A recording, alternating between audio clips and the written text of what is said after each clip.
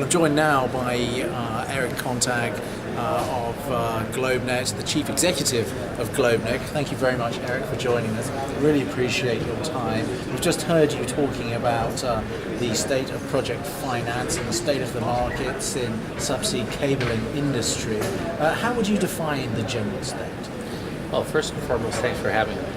Well, I think we're seeing tons of activity, not only, let's say, in our space, more in the Atlantic, Latin America space, but in general throughout the world. I think there's a series of projects that are being deployed. Many have been, let's say, in the planning stage for years and finally been able to get either the right amount of traction or financing or both to be able to be deployed in the different spaces.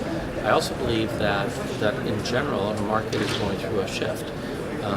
Way back when, let's say, the late 90s or so on, you used to have large carriers, typically monopolists or incumbents, that would come together to build consortiums to share the cost, but also to some extent to dominate or control, let's say, certain routes. That changed in the 2000s. We went from, let's say, club cables to, let's say, private cables, so that was a huge shift.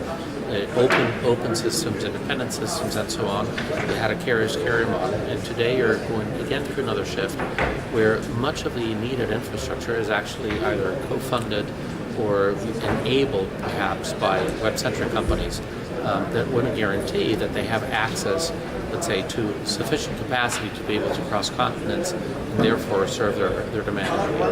Give me an example of that, this web-centric company to try, getting involved in the cabling business to try and serve its demands and needs. Well, I think there's been several different announcements that we've seen throughout the world. I think to some extent Google led the pack by initially pulling together a consortia to build Unity.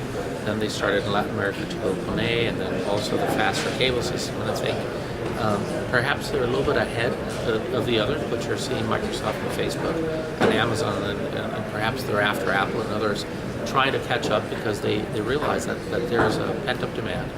They also want to guarantee a future.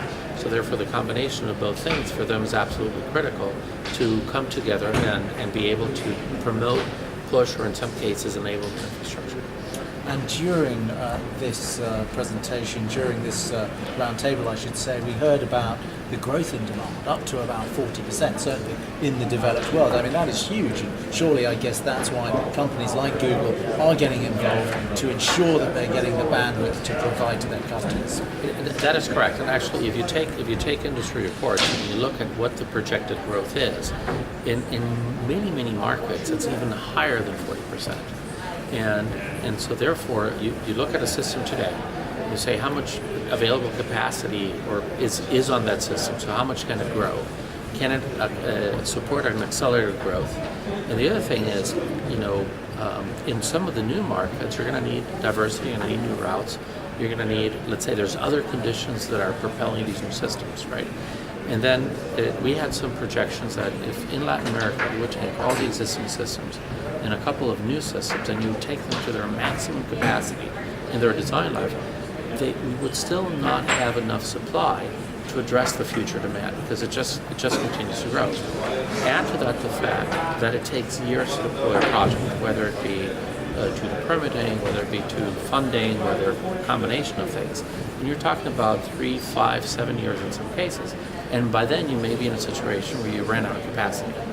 And so therefore, since these large web-scale companies don't necessarily know how to forecast well, because you don't really know when the next sticky app is coming, they want to ensure that they have enough supply to be able to address that problem. In terms of this trend then, web-centric companies coming into the area, what kind of issue is that in terms of competition for companies like this? Well, I think the entire market is changing, right? I mean, initially, if you go way back when, a carrier's carrier used to sell to a terrestrial carrier, who in turn would sell to an ISP.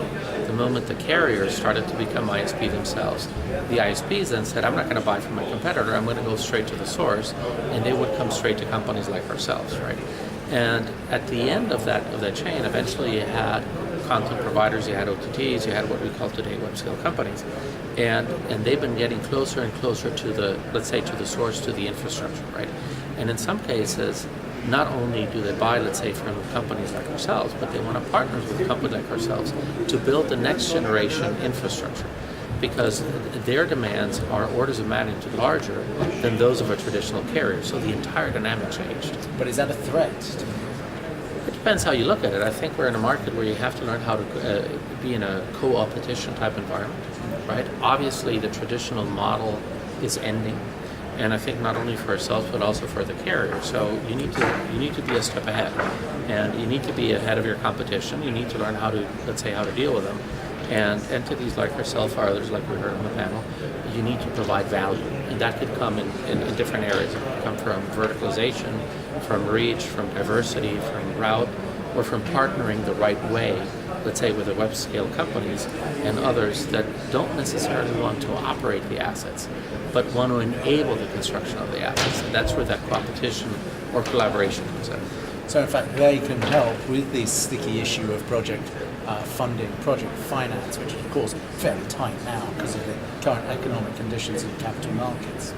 Well, they can, because you see, they're very cash rich. So at the end of the day, they become to some extent the bank. Yeah. For the traditional companies looking at financing, you need to have a very viable business case. If you bring any one of these companies in as a partner, where they provide, let's say, a big amount of the capital, it reduces the risk of the entire project, and so therefore that makes the project more bankable than it did before. Right? So it's a combination of both that's going to actually help you get this off the ground.